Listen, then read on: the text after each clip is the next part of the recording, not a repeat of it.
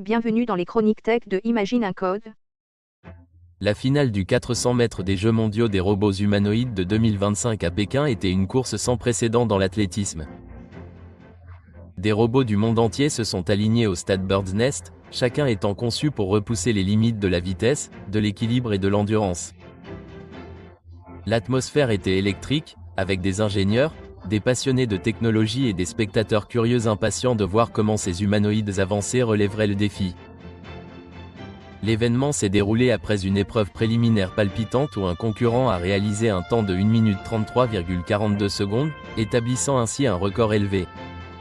Lors de la finale, la course n'était pas qu'une question de vitesse.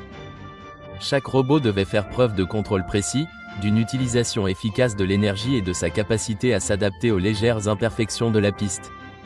Alors que certains ont effectué des tours fluides et efficaces, d'autres ont trébuché, vacillé ou même chuté avant de se corriger rapidement pour terminer la course.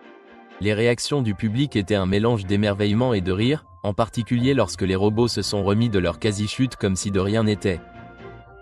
Ces moments nous ont rappelé que les jeux ne sont pas seulement une question de victoire, mais aussi de tester les limites de la technologie humanoïde. La finale a été une démonstration de génie de l'ingénierie et un aperçu du futur où les robots pourraient un jour rivaliser avec les humains dans des événements sportifs.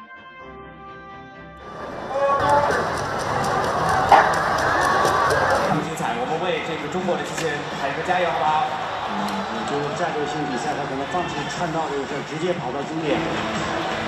没错，看到前3名已经诞生。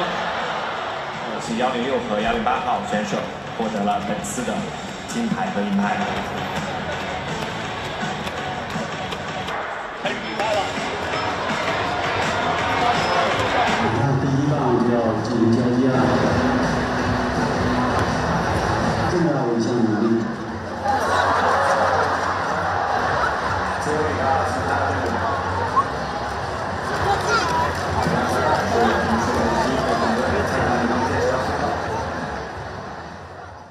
N'oubliez pas de vous abonner sur la page d'Imagine un code pour plus de contenu.